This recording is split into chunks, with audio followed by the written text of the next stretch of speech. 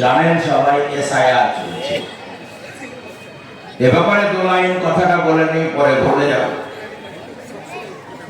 এর আগে এসআইআর হয়েছে, মানে ভোটে কেউ যদি মারা যায়, কেউ যদি জায়গা পরিবর্তন করে, এসব ব্যাপারে প্রিয়জন যারা থাকে সেগুলাকে একত্রিত করা হয়েছে, বাড়িতে বাড়িতে গেছে আর জিজ্ঞাসা করেছে, হয়ে গেছে। কিন্তু এখন যেটা হচ্ছে সেটা আমরা দেখতে পাচ্ছি একরকম এমন ভাবে ছানবিন হচ্ছে, আমাদের মনে হচ্ছে একরকম এনআরসি হচ্ছে। কত লোক মারা গেল আমরা তা জানি না, তবে পশ্চিমবঙ্গে 18 জন মারা গেল। গতকাল আমাদের এই বেলডাঙ্গা সুরুলিয়াতেই একজন মারা গেল, কাগজ কাগজ করতে করতে। আমি এ ব্যাপারে আপনাদের কাছে অনুরোধ করব,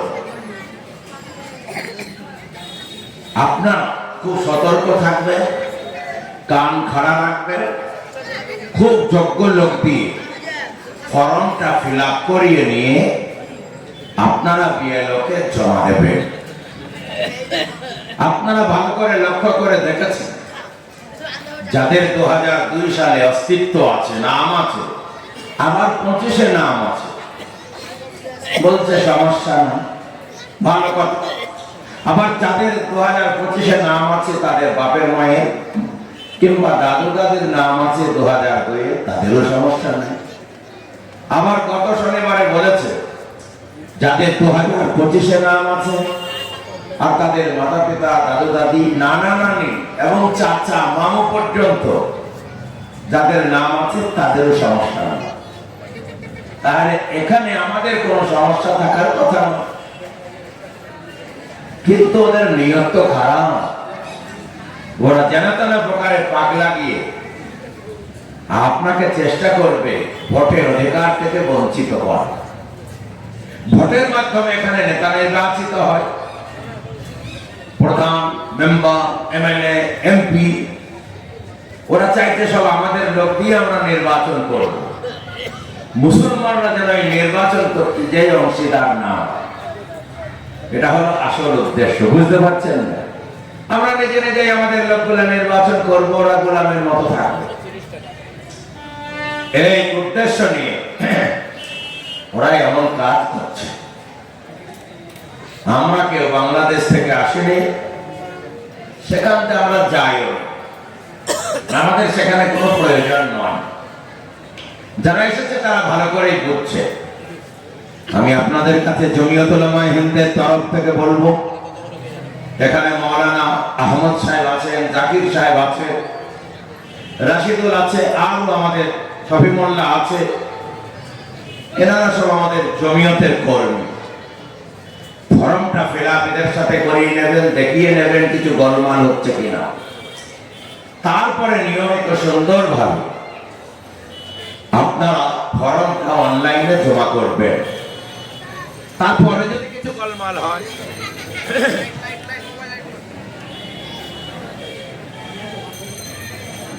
গোলমাল হয়, 9 ডিসেম্বর খসড়া তালিকা বার হয়। যদি কারো নাম বাদ যায় ফর্ম ফিল আপ করা সত্ত্বেও, আমাদের কাছে বলবেন। আমরা কিন্তু এখন আন্দোলন করছি না, ওরা কোন পথে যাচ্ছে দেখছি। একটা বৈধ নাম যদি বাদ যায়, আপনাদেরকে বলে দিয়ে যাচ্ছি, হাজার হাজার লোক শুনছে, বহু দূরে আছে। আমরা এর জন্য প্রথমে বিএলও, তারপরে ইআরও, তারপরে বিডিও, তারপরে এসডিও, তারপরে ডিএম, তারপরে ইলেকশন কমিশন, সুপ্রিম কোর্ট পর্যন্ত আমরা আপনাদের জন্য লড়াই করব। আমরা অনশন করব। আওয়াজ সবারই কাছে যাচ্ছে, আমাদের আওয়াজ সবাই ধরে রাখে। জমিয়তের সভাপতি কি বলছে দেখ, আপনাদের চোখের সামনে না থাকলেও তারা শুনছে, কারণ আমরা সহজে ছাড়বো না। তখন আন্দোলনটা শুরু হবে। এই জন্য আমাদের সকলের কাছে আবেদন, অবহেলা করবেন না। কারণ আপনি আমি না থাকলে, যদি থাকতেই না পারি, আল্লাহ বিল্লাহ কি করে করবো, জালসা কি করে করবো, মসজিদ মাদ্রাসা কি করে করবো, এটা আমাদের অস্তিত্বের ব্যাপার আছে।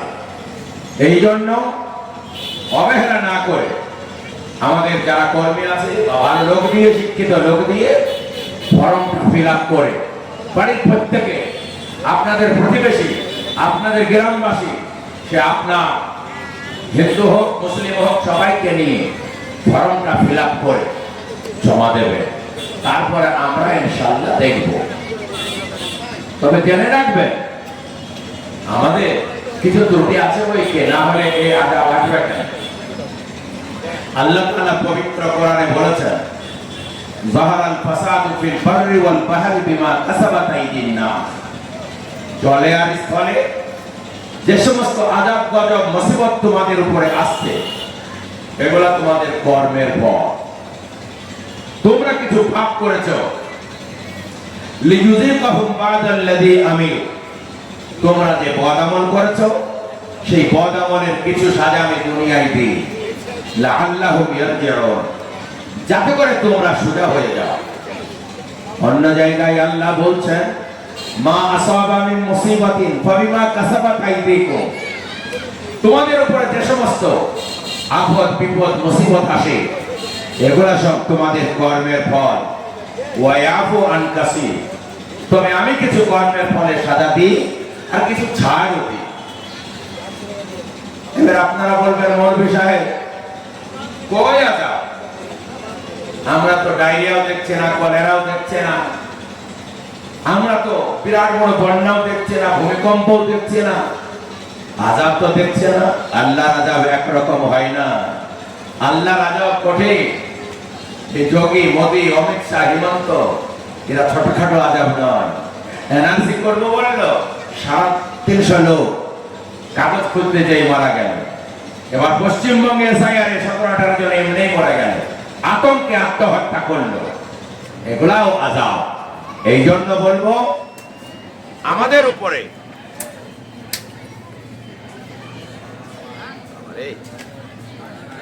আযাব গজব টেনশন আসবে, মুসিবত আসবে, তখন আমরা আল্লাহর দিকে রুজু হব, তার দিকে আল্লাহর দিকে ধ্যান দেব। এ বাবা, বিপদকে দিয়ে বিপদ কাটানো যায় না। এখন বিপদ এসেছে, আল্লাহর কাছে রুজু হয়ে আমাদের তওবা করতে হবে। ধরলেন আপনাদের আমাদের কোন ছেলেকে কোন মেশিনে জড়িয়ে ধরেছে, একদম কাপড় চেপে ধরেছে, আর সে লটাপটি করছে, বাঁচা, তার হাত ছিঁড়ে যাচ্ছে, পা ছিঁড়ে যাচ্ছে। আপনি যদি মেশিনটা ধরে ঠেকাতে যান আপনিও মরবে, আর একজনে যদি ধরতে যায় সেও মরবে। এর জন্য রাস্তা কি? মেশিনের সুইচটা বন্ধ কর। তেমনি আমাদের পাপের জন্য আযাব এসেছে, আমরা অন্যায় করেছি, হাজার হাজার অপরাধ করেছি, সেই পাপের জন্য আল্লাহর আযাব গজব এসেছে। সুইচ আছে আল্লাহর হাতে, পাপের জন্য তওবা করা, ইস্তেগফার করা। আল্লাহর নবী বলেছেন, মান লাযিমাল ইস্তেগফার, যে ব্যক্তি ইস্তেগফারকে জীবনে ধারণা করবে, তওবা করবে, জাআলাল্লাহু লাহু মিন কুল্লি যিকিন মাখরাজা, আল্লাহ তাবারক তাআলা প্রত্যেকটা সংকীর্ণতা থেকে, বিপদ থেকে তাকে বার করবে।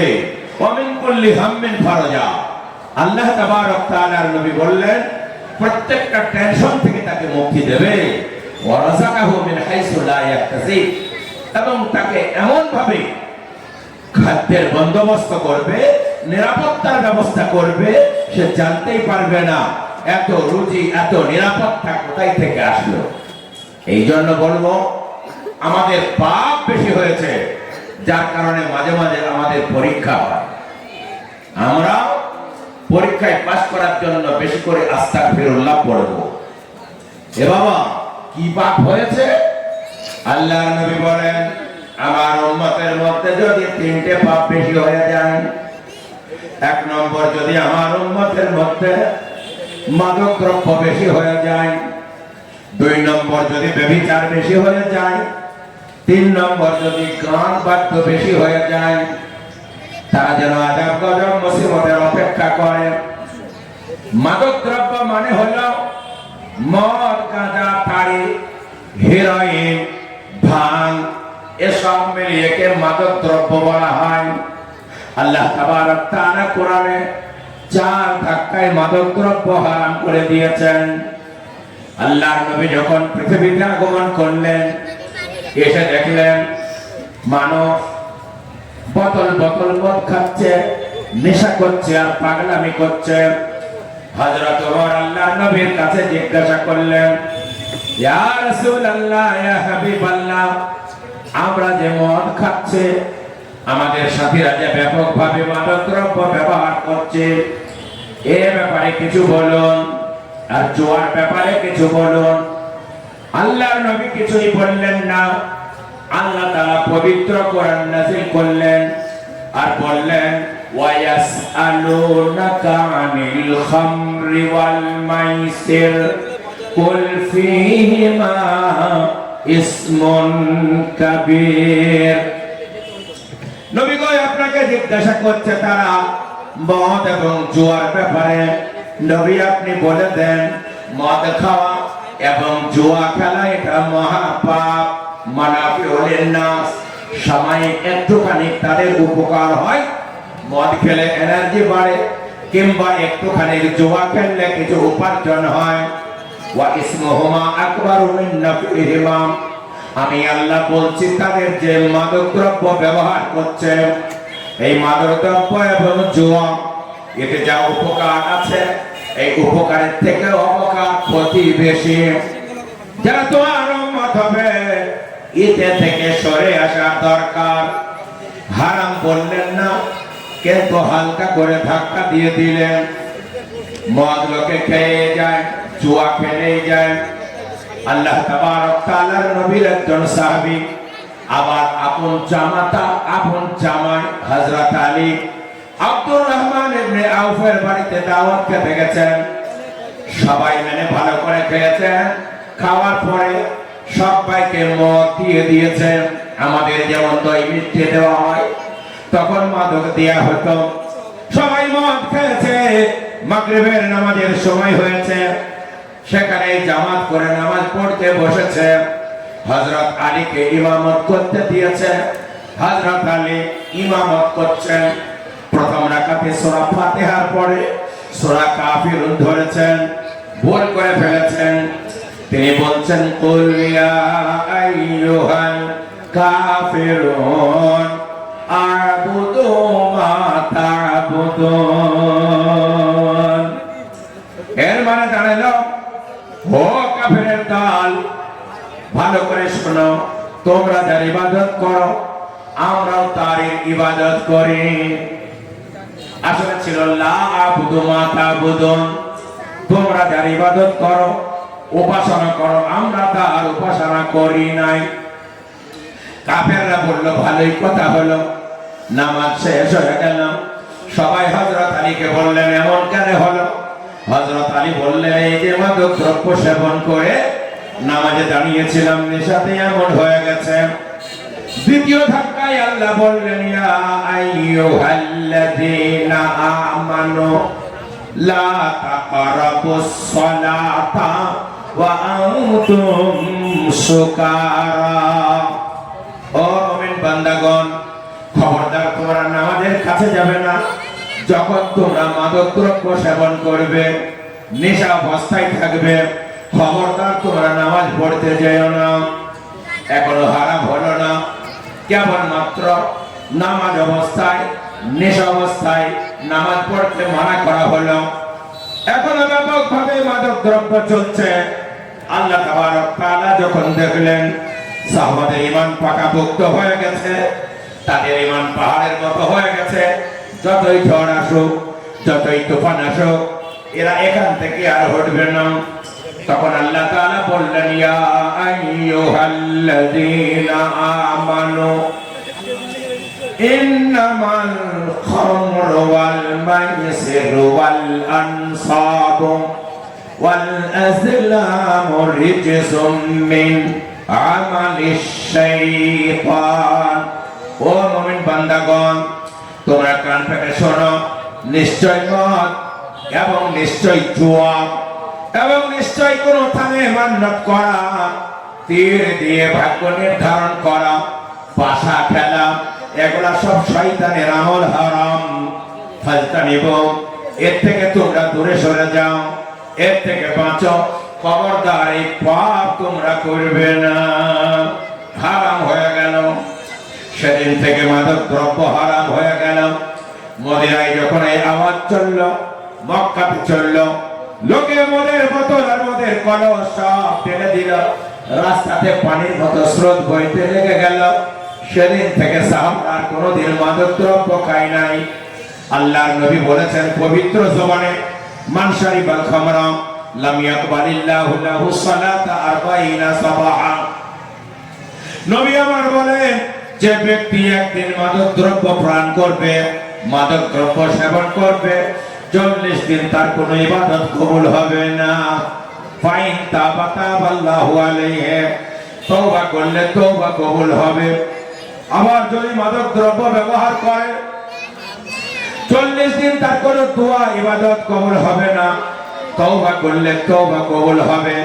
নবী আমার বললেন, আবার যদি মাদক দ্রব্য সেবন করে, তার কোনো 40 দিন দোয়া এবং ইবাদত নামাজ কিছুই কবুল হবে না। তওবা করলে তওবা কবুল হবে। ফাইন আদা ফির রাবিয়া, চতুর্থবার যদি মাদক দ্রব্য পান করে, মদ খেয়ে ফেলে দেয়, 40 দিন তার কোনো ইবাদত কবুল হবে না। ফাইন তাবা লাম ইয়াতুবিল্লাহু আলাইহি, তওবা করলে তার তওবাও আর কবুল হবে না। ফের নবী বললেন, কান দিয়ে শোনো, এই ব্যক্তি মাদক দ্রব্যে যদি আসক্ত হয়ে যায়, কিয়ামতের মাঠে তাকে নাহারুল খামাল থেকে পান করানো হবে। সবাই বলল, হুজুর নাহারুল খামাল কি? আল্লাহ নবী বললেন, হুসারাতু আহলিন নার, জাহান্নামের আগুনে জাহান্নামীরা পুড়ে পুড়ে তাদের রক্ত, তাদের পুঁজ আর তাদের নাক থেকে, পাছা থেকে, তাদের চক্ষু থেকে এইভাবে রস পড়ে পড়ে জাহান্নামের তলদেশ দিয়ে একটা নালী বইবে। পৃথিবীতে যারা মাদক দ্রব্য খাবে, মদ খাবে, গাঁজা খাবে, তাড়ে খাবে, ভাঙ খাবে, কিয়ামতের মাঠে এই জাহান্নামীদের জোশ, তাদের পচা রক্ত, তাদের পোষ, তাদের আপনার গলা সরা রক্ত, গলা জাহান্নামের তলদেশ দিয়ে গড়বে। যারা দুনিয়াতে মাদক খাবে, তাই থেকে তাদের জোর করে খাওয়ানো হবে। ওরা নাস্তাক বেরোবে। এগুলো মাদক দ্রব্য সাজা। নবী আমার বললেন, খবরদার তোমরা মাদক দ্রব্য ব্যবহার করবে না। 3 কাজ যখন আমার উম্মতের মধ্যে বেশি দেখা দেবে, তারা যেন আযাব গজব মুসিবতের অপেক্ষা করে, টেনশনের অপেক্ষা করে, তার মধ্যে অন্যতম হলো মদ খাওয়া। আল্লাহ নবী বলেছেন, আল খামারু জুম্মাউল ফাহাশ, মদ হলো সমস্ত পাপের উৎস, সব পাপের গোড়া। যারা মাদক দ্রব্য ব্যবহার করে, তাদের দ্বারাই সবই সম্ভব হয়ে যায়, সব গুনাহ তারা করতে পারে। এই জন্য আল্লাহর বান্দা বলবো, খবরদার আপনার ছেলে, আপনার নাতি পতি, আপনার ভাই বন্ধু যারা এই মাদক দ্রব্যে আসক্ত, মদ খায়, তাদের থেকে বিরত রাখ, তাদেরকে থেকে বিরত রাখুন। এই জিনিস খেলে আল্লাহর আযাব দেশে আসে, আল্লাহর আযাব বাড়িতে আসে, গজব বাড়িতে আসে। নবী আমার বললেন, আর একটা কারণে আল্লাহর আযাব আসে, ওই কারণটা হলো ব্যভিচার করা। ব্যভিচার মানে আপনার জিনা করা। কোন ধর্মে, কোন আপনার ধর্মে বৈধ করেন নাই একটা ছেলের সাথে একটা মেয়ের আলাপ, একটা ছেলের সাথে একটা মেয়ের শারীরিক সম্পর্ক, বিবাহ বহির্ভূত যদি হয়, কোন ধর্ম অনুমোদন দেয় নাই। হিন্দু ধর্ম বলুন, বৌদ্ধ ধর্ম বলুন, খ্রিস্ট ধর্ম বলুন, মুসলমান ধর্ম বলুন, কোন ধর্মে বৈধ নাই। একটা ছেলের সাথে খোলামেলা একটা মেয়ে মিশবে, তাদের সাথে সম্পর্ক করবে বিবাহ বন্ধন ছাড়া। বিবাহ বহির্ভূত যে সম্পর্ক, একেই বলা হয় ব্যভিচার। আল্লাহ তাআলা পবিত্র কোরআনে বলেন, ওয়ালা তাকরাবুজ জিনা ইন্নাহু কানা ফাহিশা ওয়া মাকতা ওয়া সাআ সাবিলা। ব্যভিচার তো দূরে থাক, ব্যভিচারে উদ্বুদ্ধ করে, ব্যভিচারে আপনার উৎসাহ দেয়, এমন জিনিসের কাছে খবরদার তোমরা যাবে না। হাই হাই হাই, ঘরে ঘরে ব্যভিচার শুরু হয়ে গেল। এমন কোন বাড়ি নাই যে বাড়ির ছেলে মেয়েরা অবৈধ সম্পর্কে ভুগছে না। আল্লাহ তাআলা নবী বলেছেন এই কাজ যদি চলে আসে, যেমন ডিশ অ্যান্টেনা, যেমন নেটওয়ার্ক, ওই বাইরের আমেরিকার ছবি আর আপনার ওই লন্ডনের ছবি ট্রেনে আপনার মোবাইলে আনে, আপনার বাড়িতে আনে, যেখানে ব্যভিচার হয় আপনার সেই বাড়িতে আল্লাহর গজব আকাশ থেকে টেনে আনে। এর থেকে সতর্ক হয়ে যাও যুবকের দল। আল্লাহ নবী মিরাজের রাত্রিতে আপনার আল্লাহর সঙ্গে সাক্ষাৎ করতে গেলেন, তারপরে দেখলেন কতগুলা লোক তাদের সামনে, নবী আমার রাস্তাতে দেখলেন কতগুলা লোক তাদের সামনে রান্না করা কষা গোস্ত আছে, তারা সেগুলা খায় না, ভর ভর করে স্যান্ড পার হচ্ছে। দূরে কতগুলা গোস্ত আছে কাঁচা এবং পোকা লাগা পচা দুর্গন্ধ পার হয়, সেই গোস্তগুলা তারা কতগুলা নারী পুরুষ চিবিয়ে চিবিয়ে আনন্দ করে খাচ্ছে, আর কাছে হাঁড়িতে কষা গোস্ত আছে সেগুলা খায় না। আল্লাহ নবী হযরত জিবরাইলকে জিজ্ঞাসা করলেন, জিবরাইল গো, এরা কারা মানুষ, বাড়ির কাছে একদম হাতের কাছে কষা গোস্ত আছে, রান্না করা গোস্ত আছে, ভর ভর করে ভাত করছে, এগুলা খাওয়া বাদ দিয়ে পোকা লাগা পচা গোস্ত আনন্দ করে খায়। আল্লাহর নবীকে জিবরাইল বললেন, নবী গো, এরা আপনার সেই উম্মত যাদের বাড়িতে স্বামী আছে, যাদের বাড়িতে স্ত্রী আছে, তারা হলো তাদের কষা গোস্ত, কিন্তু তারা তাদেরকে ভালোবাসে না। বাইরে আপনার প্রেম করে ভালোবাসা করে, বাড়িতে স্বামী রেখে দিয়ে, বাড়িতে বিবি রেখে দিয়ে অন্য ছেলের সঙ্গে সম্পর্ক করে, অন্য মেয়ের সাথে সম্পর্ক করে, তারা যেন কষা গোস্ত বাদ দিয়ে, রান্না করা গোস্ত বাদ দিয়ে পচা পোকা লাগা গোস্ত খায়। এরাই হলো সেই অমানুষ, এদের জন্য আল্লাহর আযাব নাযিল হয়। আল্লাহর নবী বললেন, সাবধান, ওই আমার উম্মতেরা যারা দুনিয়াতে ব্যভিচার করবে, যদি ছেলে হয় কিয়ামতের মাঠে জাহান্নামের আগুনের একটা নারী তৈরি হবে, নারী তৈরি করে বলবে, বন্ধু তোমার ব্যভিচার করতে খুব মন যেত, তখন আমি কত সুন্দর নারী, দৌড়ে এসো। ওই নারীটার আগুনের এত তেজ হবে, আপনার 10 ঘর দূরে থেকে তাপের জ্বালায় ছটফট করতে থাকবে। ওই মেয়েটা বলবে, শুনবো না, তোমার ব্যভিচারের খুব শখ ছিল, ব্যভিচার কাকে বলে তোমাকে দেখিয়ে দেব। আগুনের আগুনের নারীটা ওই যুবককে ধরতে ধরতে যে ধরবে, পালানোর ক্ষমতা থাকবে না, বলবে ব্যভিচার কর তাড়াতাড়ি। ওই ব্যভিচারের আগুনের, আপনার ওই জাহান্নামের আগুনের মেয়েটা এত তেজ, এত তেজ, কাছে যাওয়ার সঙ্গে সঙ্গে তার এই ঠোঁট এত বড় হয়ে যাবে, নিচে নেমে যাবে ঝরসে, এই ঠোঁটটা উপরে চলে যাবে, কিন্তু জাহান্নামের আগুনের নারী ছাড়বে না, তোর সাথে ব্যভিচার করেই ছাড়বো। বাপরে মারে করবে, সেখানে বাপ থাকবে, চাচা থাকবে, আপনজন থাকবে। এই শয়তান এই বদমাইশ এমন কাজ করেছে, সবারই সামনে এই বিপদ তার হবে। তবে যদি কোনো মেয়ে ব্যভিচার করে, কিয়ামতের মাঠে জাহান্নামের একজন আগুনের পুরুষ হবে, আর বলবে, সালমা আয়, তোর ব্যভিচারে বড় শখ ছিল, তোর ব্যভিচারের স্বাদ মিটিয়ে দেই।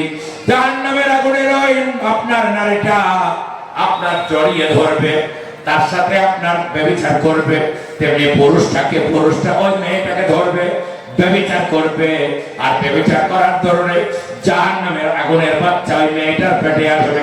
তারপরে সঙ্গে সঙ্গে জাহান্নামের আগুনের বাচ্চার প্রসব বেদনা শুরু হয়ে যাবে। আগে মাথা বার হওয়া বাদ দিয়ে ঠ্যাং বার হবে, আর ওই ঠ্যাংটা ধরে ফেরেশতা ওই মেয়েটাকে কিয়ামতের মাঠে টেনে টেনে নিয়ে বেড়াবে। সেখানে তার বাপ থাকবে, মা থাকবে, দাদু দাদি থাকবে। বলবি, আমার মেয়ের, আমার বেবের, আমার মায়ের এত সাজা হচ্ছে কেন? বলবে, তোমাদের এই মেয়ে জাহান্নামে এইভাবে সাজা দেওয়া হচ্ছে, এই জন্য দুনিয়াতে ব্যভিচার করার অভ্যাস ছিল। এই জন্য সতর্ক হন বাবা, সামনে বড় বিপদ, এ বিপদ আপনার চালে কাটবে না। নবী আমার বললেন, যদি 3 কাজ আমার উম্মতের মধ্যে বেশি দেখা দেয়, 1 নম্বর হলো যদি মাদক দ্রব্য তারা ভক্ষণ করে, 2 নম্বর হলো যদি তারা ব্যভিচার করে।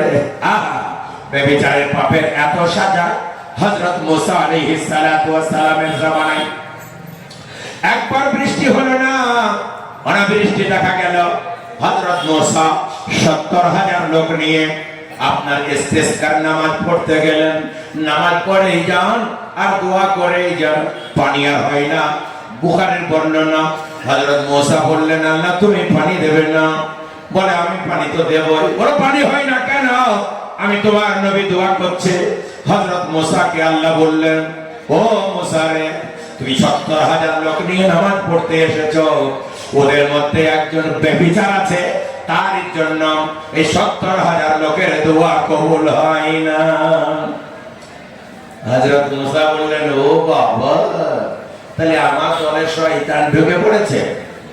হযরত মূসা জালালী নবী ছিলেন, তিনি হুঙ্কার দিলেন, কে এমন পাপী আছো, তাড়াতাড়ি বার হয়ে যাও, তা না হলে আল্লাহর কাছে চিহ্নিত করে তোমাকে পিটিয়ে শেষ করব। তোমার জন্য 70,000 লোকের দোয়া কবুল হয় না, আর বৃষ্টি হয় না।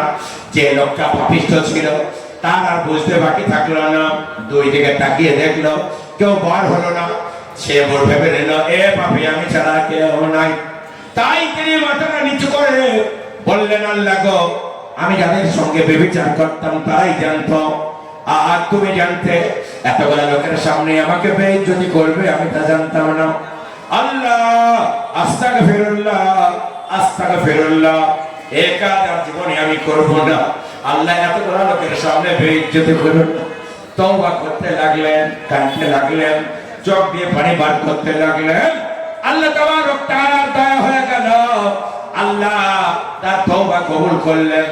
এক টুকরা আকাশে মেঘ আসলো, গোটা আকাশ অন্ধকার হয়ে গেল, ঝমঝম করে বৃষ্টি হতে লাগলো। এত পানি, এত পানি, এক হাঁটু পানি হয়ে গেল।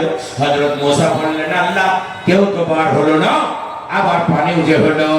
আল্লাহ বললেন, মূসা রে, আমার বান্দা আমার সঙ্গে লাইন ক্লিয়ার করেছে, তওবা করে নিয়েছে, আমি ক্ষমা করে দিয়েছি, আমি বৃষ্টি দিয়েছি। তওবা করলেন, ক্ষমা করলেন, সেটা স্বতন্ত্র। আমি আপনাদের বলতে চাই, যদি একজন ব্যভিচারীর জন্য 70,000 লোকের দোয়া কবুল না হয়, তাই আমাদের মধ্যে এইরকম পার্টি কত লোক আছে, এইরকম পার্টি কত আছে, আমাদের চোখের আড়ালে তারা ব্যভিচার করছে, আমাদের ছেলে, আমাদের মেয়ে, তাহলে আমাদের দোয়া কবুল কি করে হবে বলুন? এই জন্য বলবো বন্ধু, ব্যভিচার একটা এত বড় অপরাধ, এত বড় পাপ, আল্লাহর আযাব চলে আসে। নবী আমার বললেন, আমার উম্মতের মধ্যে যখন 3 কাজ হবে, 1 নম্বর মাদক দ্রব্য বেশি হবে, আর 2 নম্বর ব্যভিচার হবে, 3 নম্বর আমার উম্মতের মধ্যে যখন যন্ত্র বেশি হবে, গান বাজনা বেশি হবে, তখন যেন তারা আযাব গজবের অপেক্ষা করে। এ বাবা, সিনেমা ছিল বহরমপুরে, তারপরে আপনার ভিডিওতে, তারপরে আপনার এই টিভিতে, এখন সিনেমার ঘর পকেটে পকেটে, ঠিক না ঠিক বলুন? প্রত্যেকের মোবাইলে আপনার সিনেমাতে বোঝায় লোক, আপনার ছেলে, আপনার মেয়ে, আপনার সারা রাত বসে বসে সিনেমা দেখছে, গান শুনছে, বাদ্যযন্ত্রণা তারা বাজাচ্ছে, আল্লাহর গজব টেনে আনছে। আমরা টাকা দিয়ে আমরা এইভাবে পাপ কিনে আনছি। আপনাদের একটা সমীক্ষা শোনায়, কি মৌলভী সাহেব, আপনাদের যদি এই মুকুন্দপুরে 500 ঘর বাসিন্দা হয়, আপনাদের এই পাড়াতে যদি আপনার 150 ঘর বাসিন্দা হয়, আজকের যুগে কম করে একটা বাড়িতে 3টে করে মোবাইল আছে, আর 3টে করে যদি মোবাইল থাকে, মাসে 350 টাকা যদি ভরে একটা মোবাইলে, আপনাদের পাড়া থেকে যোগ বিয়োগ করে দেখুন, আদানিকে আর আম্বানিকে মাসে 1,57,500 টাকা তুলে আদানিকে আপনারা জমা দিচ্ছেন। ঠিক বলছে না? ঠিক বলছে? হিসাব করে দেখবেন। আপনাদের কাছে যদি মাদ্রাসায় টাকা চাওয়া হয়, মসজিদে টাকা চায়, ফকিরকে টাকা চাই, আমরা আর দিতে পারি না। কিন্তু আপনাদের পাড়াতে, আপনাদের অলক্ষ্যে একটা ছোট্ট পাড়ায় যেখানে 150 ঘর বাসিন্দা আছে, ওই জায়গা থেকে প্রত্যেক মাসে 1,57,500 টাকা আদানির খাতায় জমা পড়ছে, আম্বানির খাতায় জমা পড়ছে। আপনারা তুলে তুলে দিচ্ছেন, আপনারা বুঝতেই পারছেন না। গান শোনার জন্য আপনাদের গ্রামে যদি 500 লোক হয়, কম করে আপনারা 6 লক্ষ টাকা গ্রাম থেকে তুলে আপনারা আদানিকে আর কোম্পানিকে দিচ্ছেন, মোদীকে দোষ দিচ্ছেন, আদানি আর আম্বানিকে। আপনার ভালো করে বাড়ির খবর নেন গা, সমীক্ষা করেন গা। আপনার পাড়া থেকে আম্বানি আর আদানির খাতাতে, তাদের অ্যাকাউন্টে 6 থেকে 7 লক্ষ টাকা আপনাদের গ্রাম থেকে চলে যাচ্ছে। ঠিক না ঠিক বলো? আপনারা বুঝতে পারছেন না? পারছেন না? বুঝুন কাজস্থ কিসের জন্য যাচ্ছে? একটাই কাজ, আমরা সারা রাত সেগুলোতে সিনেমা দেখবো, গান শুনবো, আমরা অন্যায় কাজ করবো। বুঝুন কাজস্থ কিছু প্রয়োজন আছে আপনার এই মোবাইলে, কিন্তু অধিকাংশ ইউজ হচ্ছে, যার কারণে আল্লাহ রাজা ভাসছে। এই জন্য বলবো, আমার এতক্ষণ ওয়াজ করার উদ্দেশ্য হলো 3 কাজ যখন আমাদের মধ্যে হবে, তখন যেন আযাব গজব মুসিবতের অপেক্ষা করে। 1 নম্বর মাদক দ্রব্য বেশি, 2 নম্বর ব্যভিচার বেশি, 3 নম্বর গান বাজনা বেশি। এই কারণে আমাদের আযাব আসছে। এই যে এসআইআর, এই যে এনআরসি, এই যে কত টেনশন, মুসিবত, আপদ বিপদ। টাকা আছে কিন্তু টেনশনে ভরপুর। এই জন্য আমাদের পাপের জন্য আসছে। প্রথমে আমাদের পাপ ত্যাগ করতে হবে। আল্লাহর নবী বলেন, তোমাদের প্রধান কাজ হলো যখন তোমরা আপদ বিপদ দেখবে, তাড়াতাড়ি করে তওবা করে আগে পাপটা ছাড়বে, গুনার কাজ ছেড়ে দিও। আল্লাহর নবী আপদ বিপদ হলে তাড়াতাড়ি মসজিদে যেতেন। আমাদের একটা বাংলা কথাই আছে, মোল্লার দৌড় মসজিদ পর্যন্ত। আছে না? না, কথাটা কিন্তু সত্য। মোল্লার দৌড় মসজিদ পর্যন্ত। আমার নবী আপদে বিপদে মুসিবতে মোটেই দেরি করতেন না, তাড়াতাড়ি করে মসজিদে যেতেন। মসজিদে যেয়ে নামাজ পড়ে তওবা তিল্লাহ করতে লাগতেন। আল্লাহ তাবারক তাআলা পবিত্র কোরআনে সূরা আনফালে বলেছেন, ওয়া মা কানাল্লাহু লিয়ুআযিবাহুম ওয়া আনতা ফীহিম। নবী গো, টেনশন করবে না, যতদিন তুমি এই দুনিয়াতে থাকবে আর যতদিন মক্কাতে থাকবে, এদের মধ্যে থাকবে, তোমার উম্মতের উপরে কোনো আযাব আসবে না। আল্লাহর নবী বললেন, সাহাবারা বললেন, হুজুর আপনি যদি না থাকেন তাহলে কি আমাদের উপরে আযাব গজব আসবে? আমরা কি মুসিবতে ভুগবো?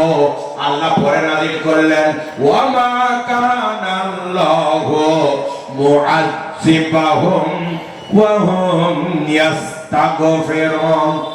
আল্লাহ বললেন, নবী গো, তোমার উম্মতকে বলে দাও, সাহাবাদের বলে দাও, যখন তারা ইস্তেগফার করবে, গুনার জন্য ক্ষমা চাইবে, আল্লাহর কাছে তওবা করবে, আমি আল্লাহ কথা দিলাম আমি তাদের আযাব দেব না।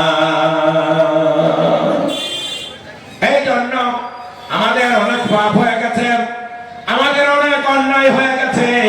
আমাদের প্রধান কাজ হলো এই যে এসআইআর যা কিছু বলুন না কেন, প্রথমে আমাদের কাজ হলো কাউকে না দোষ দিয়ে তওবা করা। আল্লাহর নবী এক জায়গায় বলেছেন, আমালুকুম উম্মালুকুম, তোমাদের যেমন আমল হবে তেমনি তোমাদের উপরে শাসক হবে। আল্লাহর কাছে দোয়া করো, গো আল্লাহ আমাদের পাপের জন্য আমাদের উপরে যেন জালেম শাসক চাপিয়ে দিও না। আমাদের পাপ বেশি হয়ে গেলে জালেম শাসক চলে আসে। এই জন্য আমাদের প্রথমে তওবা তিল্লাহ করতে হবে, ইস্তেগফার করতে হবে। সারা পৃথিবীর মানুষ যদি আল্লাহ তাবারক তাআলার কাছে ক্ষমা চায়, জালেম শাসক আপনি উল্টে যাবে, কষ্ট পাবে, তারা ক্ষমতাচ্যুত হয়ে যাবে। প্রথমে আমাদের পাপ ছাড়তে হবে। আমাদের বুজুর্গ, আমাদের আলেমেরা, আমাদের নবীগণ যদি কোনো আপদ বিপদ আসত, তারা টেনশন করতে লাগতো, নিশ্চয় বোধহয় কিছু গোলমাল হয়েছে, পাপ হয়েছে, আমরা আগে আল্লাহর কাছে ক্ষমা চাই। আমি আপনাদেরকে বলে দিচ্ছি, আপনাদের কখন যদি মুসিবত হয়, টেনশন হয়, বিপদ হয়, রোগ শোক হয়, আগে মেম্বারের কাছে যাবেন না, আগে ডাক্তারের কাছে যাবেন না, আগে প্রধানের কাছে যাবেন না, প্রথমে আগে আল্লাহর কাছে যাবেন। নিশ্চয় কিছু গোলমাল হয়ে গেছে, বোধহয় পাপ হয়ে গেছে, আগে 2-4 বার তওবা করবেন, আস্তাগফিরুল্লাহ আস্তাগফিরুল্লাহ, তওবা করবেন, আস্তাগফিরুল্লাহ বলবেন, তারপর একটা দোয়া করবেন, লা ইলাহা ইল্লা আনতা সুবহানাকা ইন্নী কুনতু মিনাজ জালিমিন। আল্লাহ তুমি ছাড়া কোনো মাবুদ নাই, আল্লাহ তুমি পবিত্র, আল্লাহ আমি হয়তো অন্যায় করে ফেলে দিয়েছে, এটা 21 বার করবেন। তারপরে আল্লাহ তাবারক তাআলার কাছে স্বীকার দেবেন আল্লাহ ভুল করেছি। এমন টেনশন যদি চলে আসে, আপনাদেরকে একটা ছোট্ট দোয়া শিক্ষা দিচ্ছে। যদি আপনার বাড়িতে টেনশন আসে, রোগ আসে, শোক আসে, বিপদ আসে, মুসিবত আসে, তাড়াতাড়ি মেম্বার প্রধানের কাছে না যে, ডাক্তারের কাছে না যে, এই দোয়াটা অন্তত 7 বার পড়বেন। তারপরে অন্য জায়গায় যাবেন, দেখবেন তাড়াতাড়ি সলভ হয়ে যাবে। সেই দোয়াটা হলো আল্লাহ আল্লাহু রাব্বি লা উশরিকা বিহি শাইয়া। আল্লাহ আল্লাহ রাব্বি লা উশরিকু বিহি শাইয়া। আল্লাহ আল্লাহ আমার রব, তার সঙ্গে কাউকে আমি শরীক করি না। এই দোয়াটা কবার পড়বেন আমি আমল শিখিয়ে দিলাম। তারপরে তাকবীর করবেন, দুনিয়া দারুল আসবাব 2-4 বার তাকবীর করবেন, দেখবেন তাড়াতাড়ি বিপদটা পালিয়ে যাবে। কিন্তু আমরা করি কি, যেখান থেকে বিপদ এসেছে তাকে না ধরে আমরা বিপদ নিয়ে দৌড়ে বেড়াই। যারা নিজেই বিপদগ্রস্ত তাদের কাছে দৌড়ে বেড়াই, এই জন্য আমাদের বিপদ কাটে না। আমি লম্বা আওয়াজ করবো না, আপনাদের জন্য বর্ধমান থেকে এই এলাকা একেবারে নতুন প্রধান বক্তা হযরত মাওলানা মোহাম্মদ আলী সাহেব, তিনি এসে বসে আছেন, তিনি ওয়াজ করবেন। 10 মিনিটের মধ্যে হয়তো তিনি আসবেন। আমি আপনাদের কাছে বলবো, আমার এই মালসার জন্য মনটা কাঁদে। হযরত মাওলানা জয়নুল আবেদিন সাহেব রহমাতুল্লাহ আলাইহি, মাহমুদ ভাই রহমাতুল্লাহ আলাইহি, দুজনের জানা যায় আল্লাহ আমাকে দিয়ে পড়িয়ে নিয়েছে। কিনারা কেউ নাই, আহা তারা মাদ্রাসা রেখে গেছে। আমার এই মালসার প্রতি খুবই ভালোবাসা। আপনাদেরকে বলবো, আপনারা বাকিতে আর নগদে আদায়টা একটু কমই হয়েছে। শাহজাহান সাহেব বলছিলেন যে চেষ্টা করে আদায় করতে পারলো না। আপনারা 1000 করে টাকা, 30টা লোক, আল্লাহ তাবারক তাআলার ওয়াস্তে কেউ যদি পারেন 5000, 10,000, একটুখানি আল্লাহর ওয়াস্তে, একটুখানি নগদে হোক আর বাকিতে হোক, এই কোরআনের কারখানাটা জমা রাখার জন্য, প্রতিষ্ঠিত রাখার জন্য আল্লাহর ওয়াস্তে আছেন কোন বান্দা বলবেন আমার গলার অবস্থা খারাপ, প্রতিদিন জালসা করতে করতে আমি গলা ভেঙে ফেলে দিয়েছি। আপনাদের কাছে আবেদন করব, কোন আল্লাহর ওলি আছেন? ঝট করে বলবেন মাওলানা সাহেব আমি আছি। 1000, বেশি নয়, 1500, 1500। কোরআনের কারখানা। নবী বলেছেন সাদাকাতু তারাদ্দুল বালা, সদকা করলে বালা দূর হয়, বিপদ দূর হয়, মুসিবত দূর হয়। কিন্তু তখন আমরা কখন সদকা করি? যখন মুসিবত চলে আসে, যখন আপদ বিপদ চলে আসে, তখন আমরা সদকা করি। আগে যদি সদকা করতাম আপদ বিপদ আসতো না। আল্লাহর রাস্তে এই যে বিপদ এসেছে, ছায়া আর কত বিপদ এসেছে।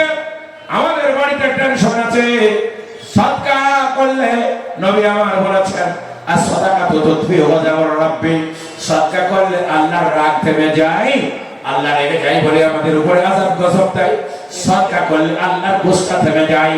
কোন আল্লাহর ওলি আছেন, মা বোনের আছেন, আপনজন আছেন, সবার কাছে অনুরোধ করব একটি করে 1000 টাকা, 5000 টাকা, 500 টাকা যে যেমন পারবেন আল্লাহর রাস্তায় ঝট করে এই কোরআনের কারখানাকে বাকি রাখার জন্য, আল্লাহকে রাজি আর খুশি করার জন্য দেবেন। নাই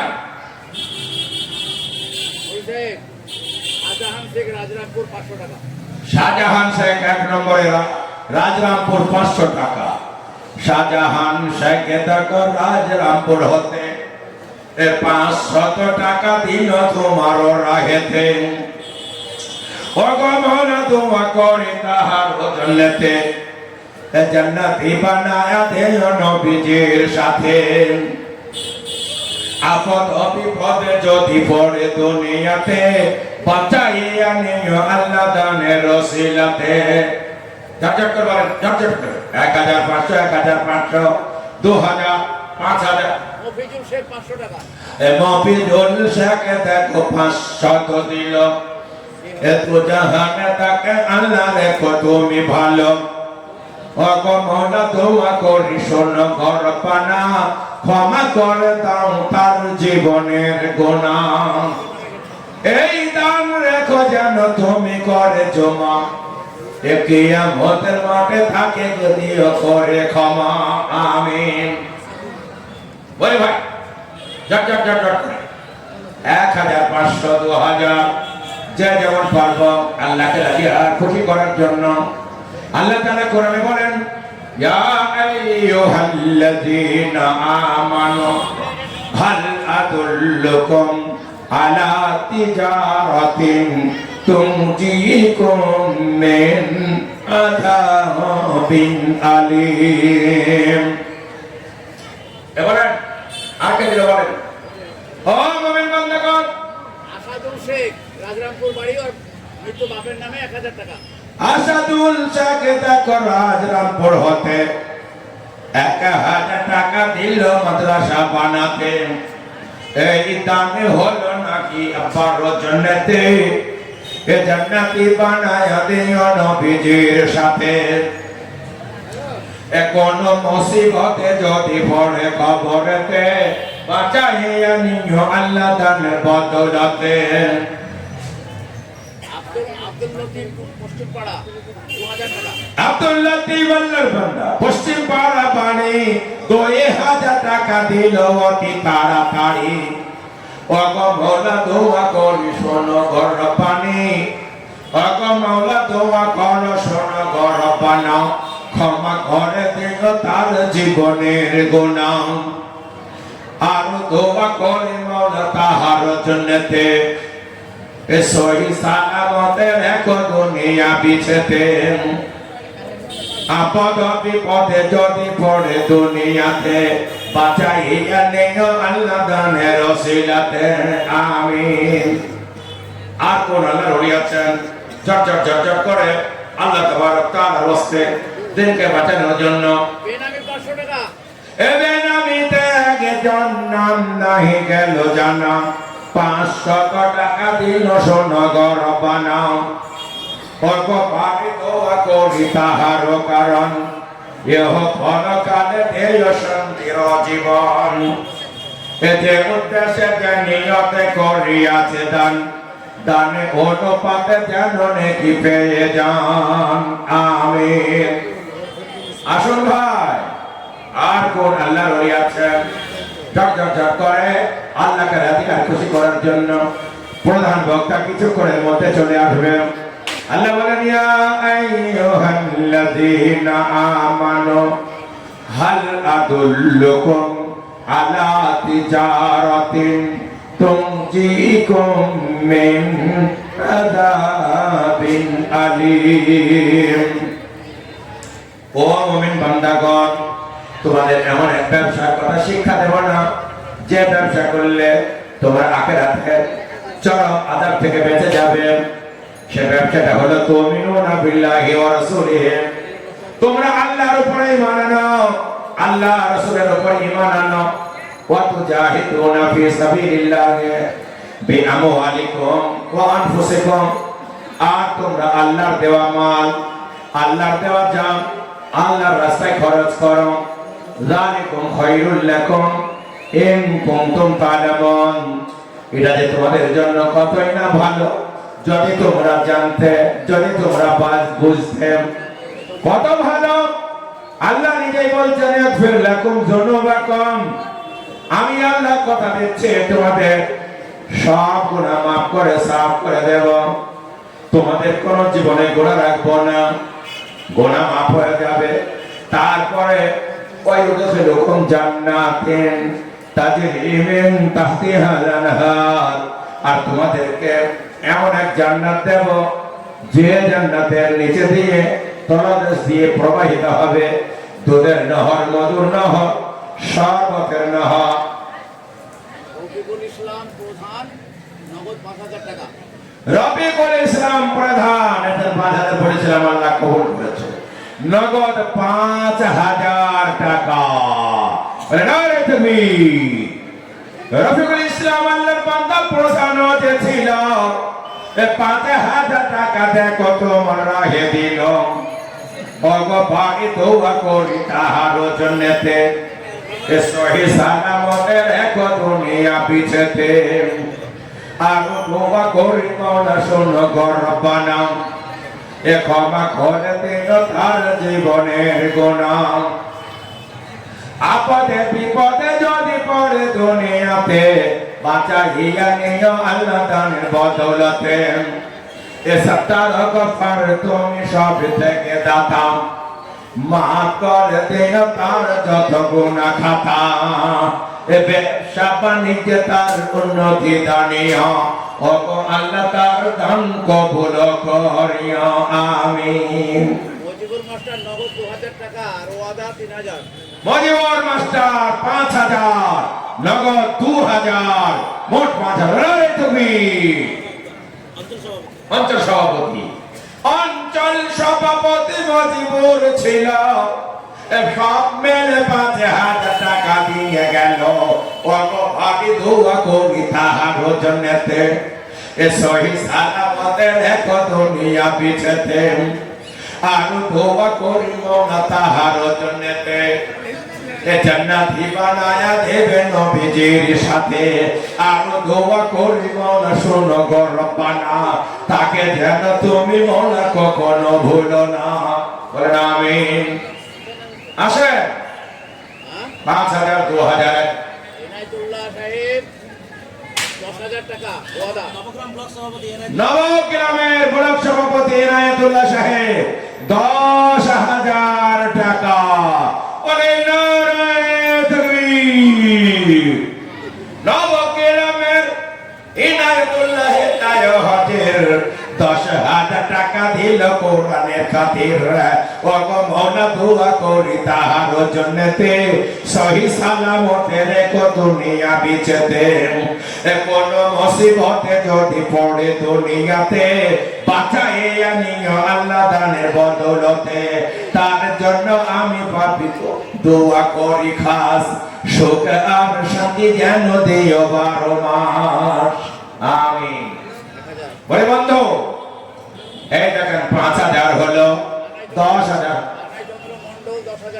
কানাই চন্দ্র মন্ডল এমএলএ সাহেব 10000 টাকা।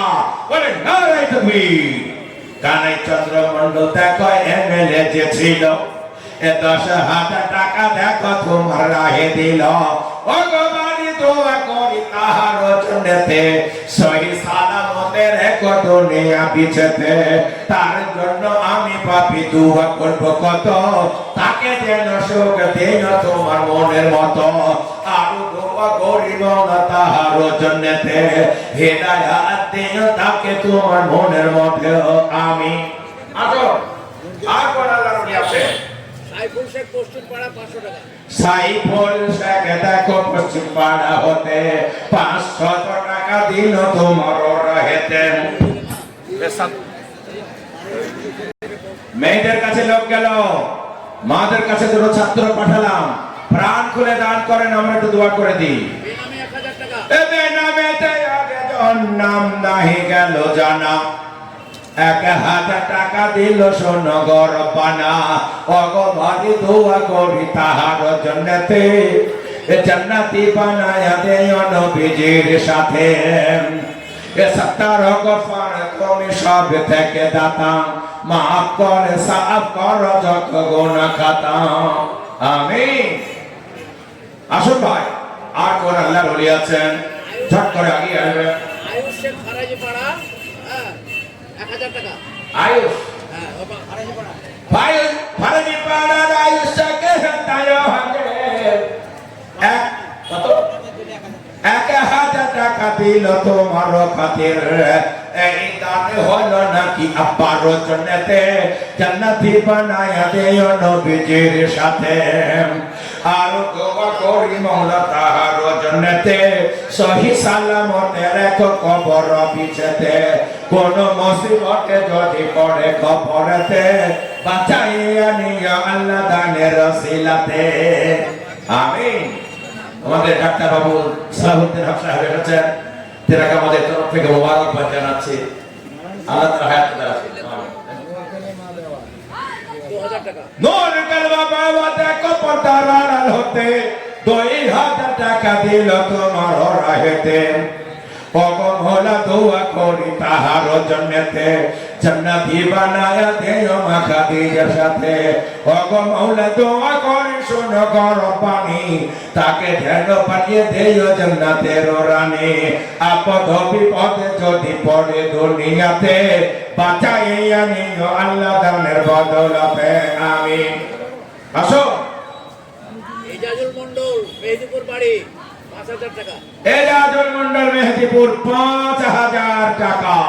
বলো রে তুমি এজাজুল মন্ডল দেখো মেহেদিপুর হতে 5,000 টাকা দিল তোমার রাহেতে। ওগো ভাবি দোয়া করি তাহার জন্নতে, সহি সালামতে রেখো দুনিয়া বিচতে। আপদ বিপদে যদি পড়ে দুনিয়াতে, বাঁচাইয়া নিও আল্লাহ দানের ওসিলাতে, আমিন। আজাদ শেখ মুকুন্দপুর বাড়ি 2,000 টাকা। আজাদ শেখ আল্লাহর বান্দা মুকুন্দপুর বাড়ি 2,000 টাকা দিল অতি তাড়াতাড়ি। ও গো মাওলা দোয়া করি শোনো গো রব্বানা, ক্ষমা করে দিও তার জীবনের গুনাহ। আসো। ভালো আছেন? মাশাআল্লাহ। খুব ভালো। আল্লাহ কবুল করো, আল্লাহ কবুল করো। এসব আমার মহব্বতের লোক, পিয়ারা লোক। বেনামে 200 টাকা। বেনামে তায়াগে জন্নাম নাহি গেল জানা, 200 টাকা দিল শোনো গো রব্বানা। এ বেনামের জন্য আমি দোয়া করব কত, বেনামিকে নেকে দিও তোমার মনের মতো, আমিন। আরেকজন বেনামে 500 টাকা। আরেকজন আল্লাহর বান্দা নাম নাহি গেল জানা, 500 টাকা দিল শোনো গো রব্বানা। এ সত্তার গফার তুমি সব থেকে দাতা, মাফ কর সাফ কর যত গুনাহ খাতা।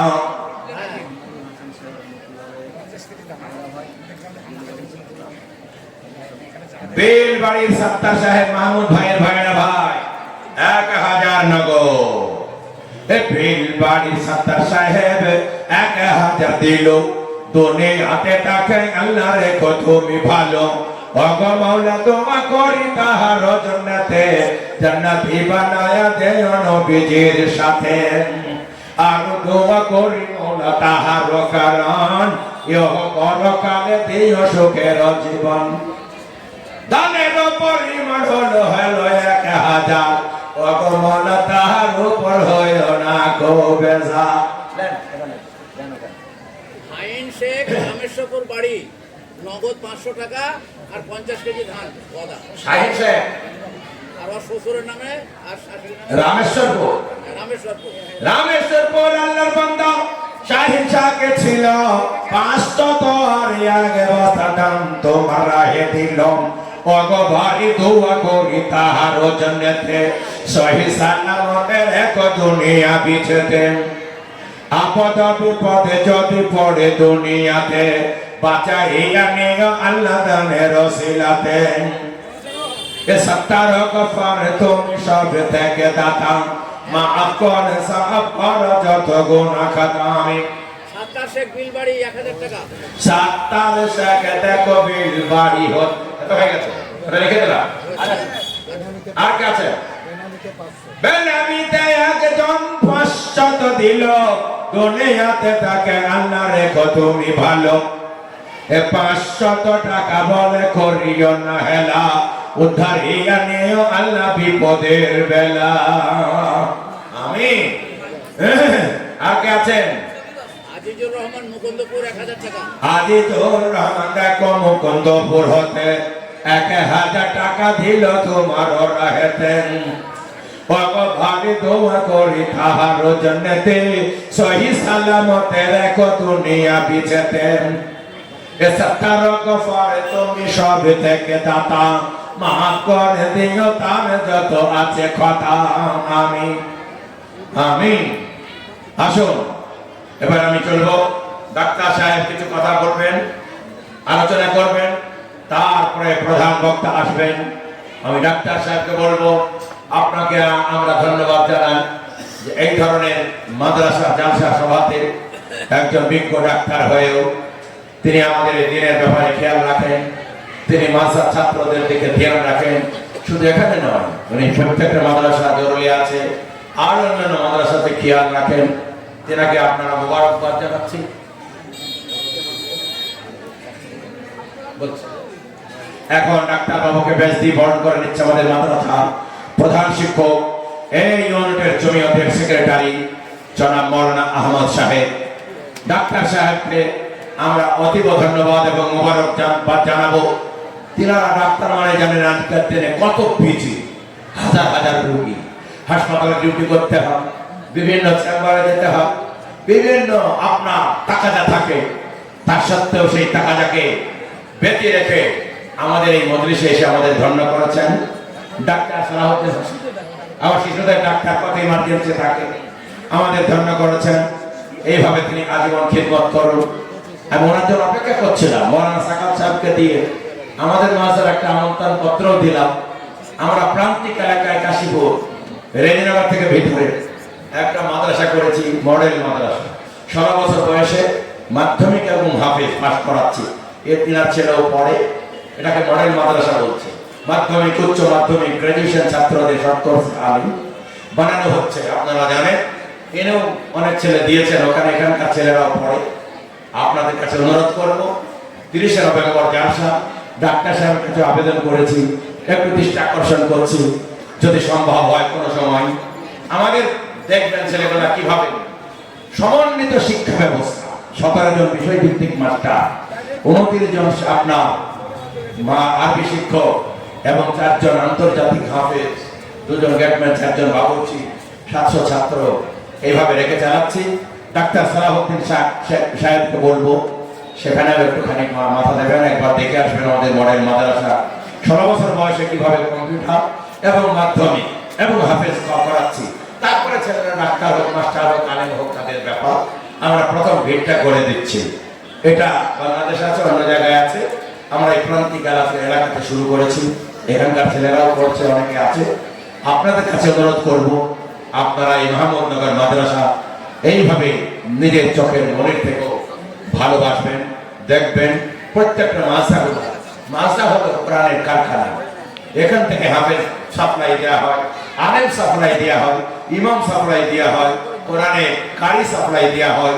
এখান থেকে তবলিগের মোবাল্লিগ বক্তা, দিনের লেখক সাপ্লাই দেওয়া হয়। এইগুলাকে আপনারা ভালো করে নজর রাখবেন।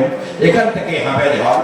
এখন বর্তমানে পৃথিবীতে 800 কোটি প্রায় মানুষ, তার মধ্যে 200 কোটি মুসলমান, তার মধ্যে 4 কোটি কোরআনের হাফেজ। এই কোরআনের হাফেজ গুলা মাদ্রাসা হয়। আল্লাহ বলেছেন যতদিন কোরআন থাকবে, ইমানদার থাকবে, দুনিয়া থাকবে। এই 4 কোটি কোরআনের হাফেজ মাদ্রাসায় হয়েছে। যতদিন মাদ্রাসা থাকবে হাফেজ থাকবে, যতদিন হাফেজ থাকবে ইমানদার থাকবে, আর যতদিন ইমানদার থাকবে